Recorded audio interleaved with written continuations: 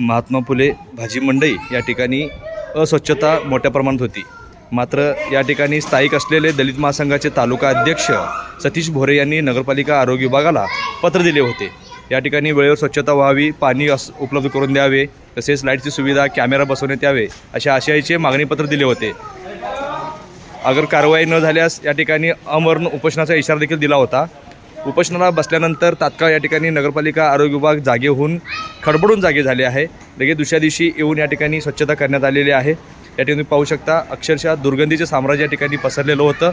तात्काळ नगरपालिकेने या ठिकाणी स्वच्छता करून पाणी मारून धुवून घेतले आहे. याबाबत अधिक माहिती घेण्यासाठी आपण महात्मा फुले भाजी मंडईमध्ये आलेलो आहोत. या ठिकाणी व्यापारी वर्ग आलेला आहे, त्यांच्याशी आपण संवाद साधूया, पाहूया. या ठिकाणी दलित महासंघाचे सतीश बोरे आहेत, या ठिकाणी व्यापारी वर्ग आहे, त्यांच्याकडून आपण माहिती घेऊया. नमस्कार, तुमचं स्वागत आहे. नमस्कार. 2 दिवसापूर्वी या ठिकाणी तुम्ही आंदोलनात बसला होता. त्या आंदोलनाचे पत्र दिल्यानंतर नगरपालिका आरोग्य विभाग खडबडून जागं झालं होतं. हे या ठिकाणी आले, वास्तविकता पाहिले, स्वच्छता केले. याबद्दल तुम्हाला काय सांगायचं आहे? ज्या टायमाला आम्ही नगरपालिकेला निवेदन दिलं होतं 25 तारखेला 25 रोजी निवेदन दिलं होतं दलित महासंघाकडून की महात्मा ज्योतिबा फुले मार्केट यार्डमध्ये जर स्वच्छता नाही जर झाली तर येथे अमरण उपोषण बसणार. तसेच सोमवारी 6 तारखेचं इंटिमेशन दिलं आम्ही नगरपालिकेला. त्या पद्धतीनं नगरपालिकेला जाग आली. तिथं उपोषणाला बसल्यानंतर नगरपालिका आरोग्य विभागाचे कर्मचारी मान्य संदीप कांबळे साहेब, शिवाजी कांबळे थोबासाहेब हे सगळे येऊन इथं पाहणी केलीत. पाहणी केल्यानंतर स्वच्छता वगैरे सगळी करून घेतली आहे. फायर फायटर लावून परत धुवून काढले आहे. असं त्याने आमच्या ही स्वच्छता तात्पुरती आहे की कायमस्वरूपी करतो असं तुम्हाला आश्वासन दिले का? लेखी आश्वासन वगैरे लेखी आश्वासन दिले त्यांनी कायम स्वच्छता ठेवणार म्हणून. स्वच्छता झालेली आहे. आणखी तुमच्या काय मागण्या आहेत या भाजी मंडईसाठी? आता आमची मागणी एकच आहे की खाली जे भाजी मार्केट बसतंय तिथं ट्रॅफिकला अडथळा होतोय, लोकांना येण्या जाण्यास वाहतूक सरत आहे.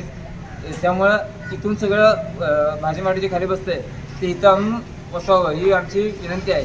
अन्यथा दलित महासंघाला परत तीव्र प्रकारचे आंदोलन छेडण्यात येईल. तसंच आमचं जयसिंगपूरच्या सीओ मॅडम टीना गोळे यांना व जयसिंगपूरचे लोकनियुक्त नगराध्यक्ष म्हणजे संजय पाटील राव साहेबांना एक विनंती आहे, खालचं जे भाजी मार्केट आहे ते उचलून इथं आणावं किंवा तेथील लोक जनता जी बसत्या भाजी विकण्यासाठी ती इथं आणून त्यांना बसवावं.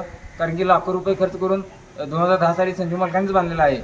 तसेच तो रस्ता एक मोका श्वास येईल ही आमची विनंती आहे.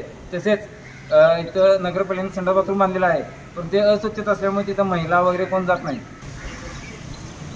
या ठिकाणी तुम्ही पाहू शकताय शौचालय बांधण्यात आलेलं आहे, मात्र ते सध्या बंद अवस्थेत आहे. सुरू करावी अशी मागणी दलित महासंघाने येथील व्यापारी वर्ग करीत आहे. तसेच तिथे खालचं जे भाजी मार्केट आहे ते इथं आणून परत बसवावे ही आमची विनंती आहे. आणि लाईट तर सगळ्या लाईटी बंद आहेत. तसेच रोडवरती लाईटी बंद आहेत, ते पण लाईटी रस्त्यावर चालू करूया. कारण की रात्रीच्या महिला जातात, इथून कोण महिला जात नाही, घाबरतात. आमच्या अनेक मागण्या आहे की इथं कचराकुंडी करावी व 1 दिवस आड ही जे झाडू मारून इथं मार्केटची स्वच्छता राहावी ही आमची विनंती आहे.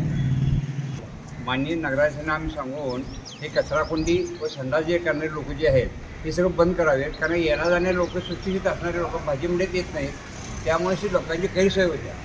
या ठिकाणी मठ एक आहे, बाबांचं मठ एक आहे. त्या मठाच्या जागी सगळं स्वच्छता असावी.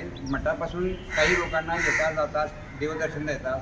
मग त्यामुळे येणारे लोक सगळं ते कचराकुंडी आणि संडास बटन असल्यामुळं इकडे कोणी येऊ शकत नाही.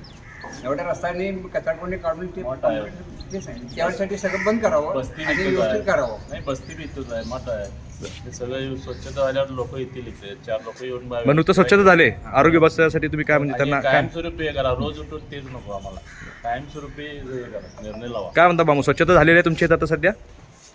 बोलो स्वच्छता झालेली आहे का? समाधानी आहात तुम्ही? अजून काय पाहिजे तुम्हाला? तुमच्या अजून काय समस्या, तुम्हाला काय मागणी आहे तुम्हाला? दररोज तुम्हाला 5 पाहिजे, मग त्यासाठी नगरपालिकेला तुम्ही वेळेवर तुम्ही सांगितलं पाहिजे, बरोबर? आणखीन काय लाईटची सुविधा तुम्हाला पाहिजे? बरं, रस्ता नाही आहे, त्यामुळे 7 नंतर इकडे यायला लोक भेटतात. ठीक आहे. लाईट नसल्यामुळं काळोख असतो. लाईटच नाही.